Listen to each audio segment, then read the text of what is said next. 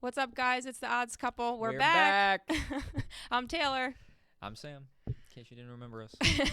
We've been a little MIA. Life's been a little crazy busy. We got married, so we went to Jamaica. We've been traveling a lot, doing a lot of crazy things. So we're back home, finally settling down. We've been doing a lot of gambling at casinos. Oh, gosh. Although when we were in Jamaica, we didn't bet for a week.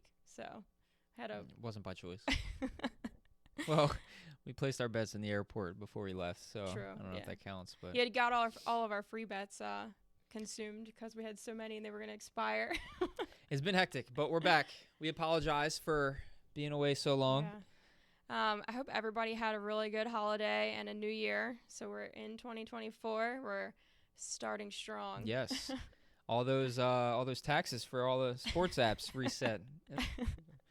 So we have, what are we in, week 18? Yes, yeah. You want to recap? Recap. Yeah, you remember what we picked 5-6 weeks ago, right? No. No way. Yes, week 18. Week 18, and we are going to stick with our method of 5 games. So Sam has picked 5 games that he's going to go through. Got our top 5. Give us what he feels is right and what's going to happen. The Yep. lock picks. Well, our lock pick would have been yours for tonight, but by the time this posts, no one's going to be able to bet your boys. Yeah, so when you watch this video, oh, you didn't tell him where you went. Oh, yeah, that's right. So wait, before we move on, we did go to a Sixers game in Philly. That was one of my Christmas gifts. I got an Embiid jersey, which was amazing, and I got tickets to the game, and I got some bets. I think you got me a ticket for Embiid to be the MVP, right? MVP, Yeah. Sixers to win the Eastern Conference. Funny story, though. For Christmas, when I got this gift, unfortunately, Embiid was hurt, and it was going to be like an Embiid Christmas, essentially, because he was playing on Christmas Day. I don't think you've ever mentioned on here. She's a huge Joel Embiid fan. Oh, true. So I maybe once, but the fangirl in me has grown.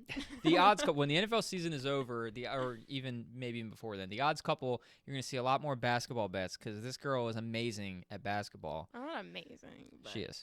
And so just quick little story. That's how I got her into sports and sports betting. And she ironically latched on to my least favorite sport, which is the NBA. Yeah. I used to like it when I was younger in the Jordan era. Now I feel like it's kind of gotten soft. And now she's gotten me back into it a little bit. And she's a huge Sixers fan because Embiid always comes through for her. So, yeah, she got tickets and a jersey and all that. So got all the good stuff. And when I opened up my stuff, unfortunately, I was wondering why you were so he was being so dramatic the night before, and or a couple nights before, he was like, man, that sucks that Embiid's out of the game. And I was really just confused why. Yeah, you can't say what I really yelled on here. I was like, why do you care so much? You don't even really care about NBA, whatever. And then I found out on Christmas that's why he was so pissed, because he had placed all these bets for me on Embiid for Christmas Day, and none of them were really valid because he wasn't going to be in the game. So long story short, I had a great time. We've been busy. Yeah, we've been busy, and that was an awesome day. So, but we're back, and we will be more consistent now that all our trips are over. Yeah. And the odds couple is married now. Yeah, we are. We are married legally. Wow, that sounded really enthusiastic. That's great. That's my husband. That still feels weird to say. It does feel weird to say wife, but... All right, so what do we enough got? of our rambling. We're going to jump into week 18. First game, Texans, Colts, +1.5. The total sitting at 47.5. How you feeling? So my favorite bet of this game, and let me get my notes back so I give you the correct line on where it was set, but it's C.J. Stroud's over on his yards, and it was right now it's at 259.5. So Stroud, they played Texans played the Colts in week 2. It was a very different C.J. Stroud and Texans team. Obviously, he's a rookie. It was the second game. And the Colts kind of smacked him a little bit. But C.J. Stroud still threw for 384 yards.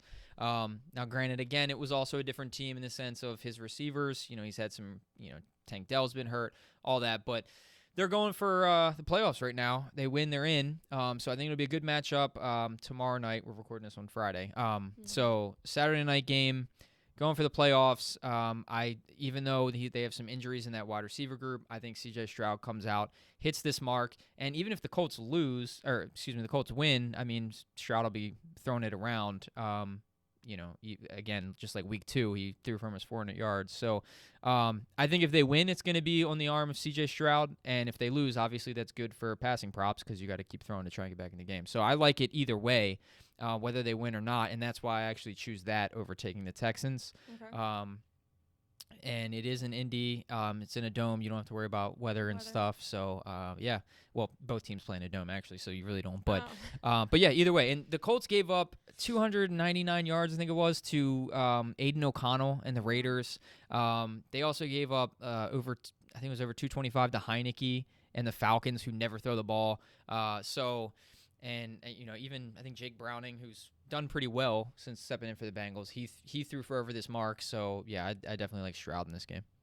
All right, let's jump into game 2 on Sunday. We have to relearn all this stuff over again, so there's going to be a lot of editing going on. Bucs, Panthers, plus 4.5, total sitting at 37. Yeah, I like the Bucs in this game, minus the 4.5. Panthers, they have...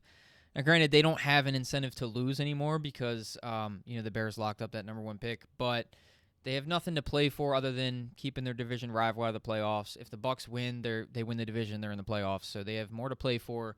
Bucs did beat them by 3 last time they played, and now they're in Carolina, but it should be decent weather. Panthers just aren't good. They just came off a game where they got shut out by the Jags, blown out by them. Bucs minus the 4.5. Again, just more to play for, a better and more talented team. I would lay that. I think they win by at least a touchdown. I do like Mike Evans as well as another prop here to score a touchdown. He's done it in like 2/3 of the game at least this year. He's been kind of a cash cow for us. He's always positive money for some reason, and he just seems to usually come through. I do like a Mike Evans touchdown as well, but I would take the Bucs minus 4.5. Okay. Up next, Bears, Packers, minus 3, total sitting at 45. So I was a little back and forth on this, looking at some of the injuries, though. I actually like the over in this game of 45. Okay. I know it's a divisional game, and it's going to be cold at Lambeau. Hopefully no snow or anything, but no Jalen Johnson for the Bears, their best cornerback. Or honestly, if he was playing, I almost was leaning the Bears with the points because the Packers have some injuries too. No A.J. Dillon and possibly no Christian Watson. They have a lot of guys questionable. So obviously keep an eye on the injury report. But with no Jalen Johnson on the Bears and just how they played them last time and how Jordan Love has been playing, I would probably lean the Packers minus the 3. But even more so, I actually like the over 45. Okay. Again, the Bears' best defensive player is out. Jordan Love has been throwing the ball great, actually. He's looked good, especially the last couple games. They went over this total easily last time they played. But yeah, it's unfortunate, some of the injuries and whatnot. But because the Bears have actually been playing well, they're 5-2 in their last 7. Those 2 losses were only by a combined 8 points. So they've actually been playing well. And even Justin Fields was doing well for our fantasy team. We won't get into our finish at the end there. I was literally gonna say we should touch base on our fantasy and how we did. Oh gosh. Well, here's the touching base. We did well in one of them. We got our money back for the year, but we should have really won well both until, championships and lost end. both. Yeah, it was just unfortunate. But yeah, anyway, yeah, I would take the over this of 45, and if you want to take a side, I don't mind taking Packers minus the 3. Okay. Up next, Eagles, Giants, plus Which 5. again, sorry, if you didn't mention, Packers win, they're in the playoffs, so again, a team that's got more to play for. True. Not saying that division teams don't like to keep their foes out of the playoffs, but I would just lean Packers with the way they're playing. And another reason I like that total is you've seen with, he's not a rookie, but, first-year starter essentially, and they have yet to, really in any game this year, they're not trying to coddle Jordan Love and keep him throwing the ball or anything. They come out almost every play, at least the primetime games especially we've watched with them, they play fake it and try to air it out for 70 yards on the first play. So, I do like them to go and throw it around a lot, and Packers at home. So, okay. Ready for the next one? Yes, sorry to cut you off. Sorry to cut you off, wife. Up next, Eagles, Giants, plus 5.5, total sitting at 42. Eagles have just not looked like the team of last year. I mean, it seems like we haven't done this podcast in a year, but we've kind of been saying it. It has. We've kind of been saying it all year. Like, the Eagles are just not the same team. Losing those players on defense, losing defensive coordinator. They've had some mix-ups with who they're gonna, who they have calling the defensive plays this year, and they just haven't looked great. They obviously coming off a terrible loss to the Cardinals, which we love because it looks like it has sewn up our Cowboys division parlay with the Ravens and Niners. That was a good one, and yeah. So while I like that, the Eagles are still technically playing for the division. I mean, obviously the Cowboys are heavily favored against Washington and will probably beat them and win the division, but Eagles are still playing for that, and honestly, their pride at this point. Like, I mean, coming off a bad loss to the Cardinals, I just don't see them, though, losing to the Giants, and they'll probably win by a touchdown. I think they're going to run the ball heavily, hopefully. I feel like they should have been doing that all along, honestly. I think them really trying to get Jalen Hurts to air it out has kind of cost them this year, and then obviously their defense has just been bad. Tyrod Taylor for the Giants, I wish it wasn't him because he's kind of looked like their best quarterback this year. I kind of wish DeVito was starting for them, but no, they're going to ride with Tyrod again this week.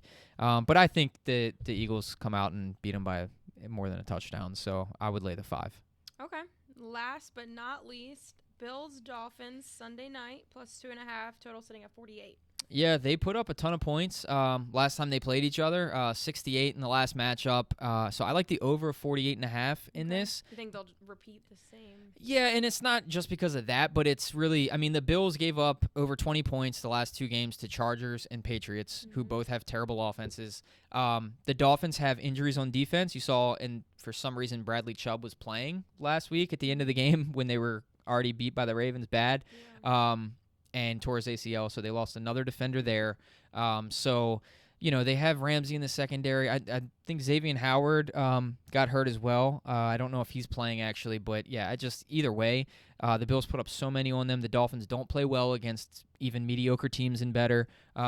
So, I mean, I don't know. I would lean just the total. I was going to say, like, the Bills given the 2.5, I get that thought process as well because the Dolphins just don't beat winning teams. But that said, the Bills don't look great either. I mean, they barely got by the Chargers. They could have lost to the Patriots last week.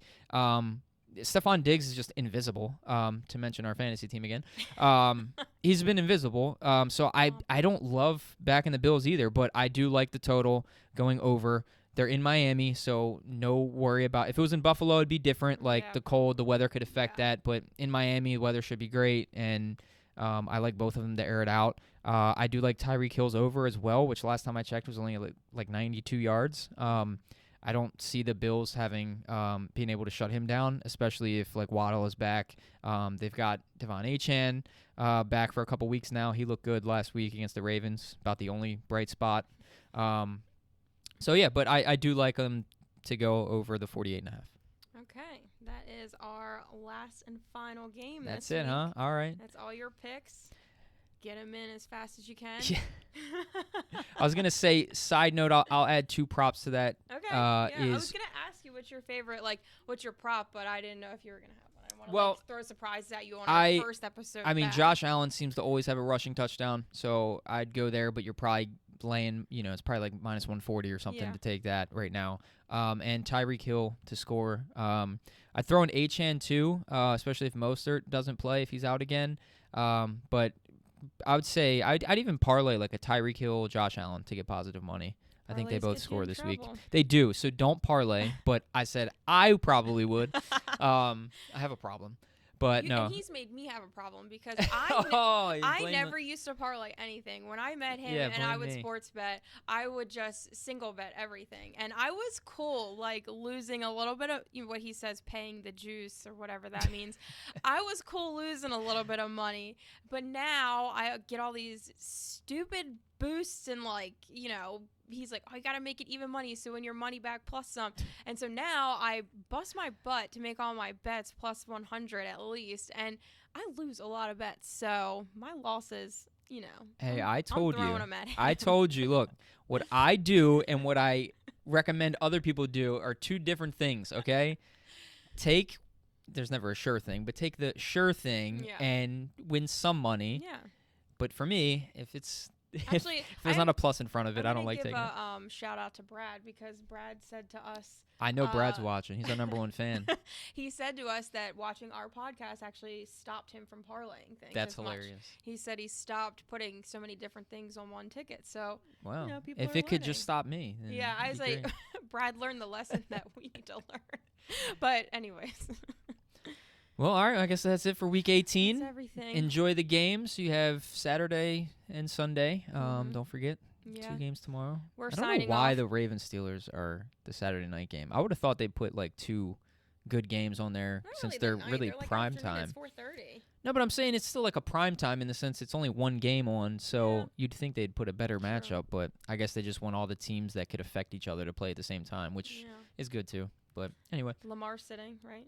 Yes. Yeah, that's what I'm saying. Like it's going to be all It's not fourth gonna stringers be for the that Ravens. interesting, Yeah, no but- one's watching that. But anyway.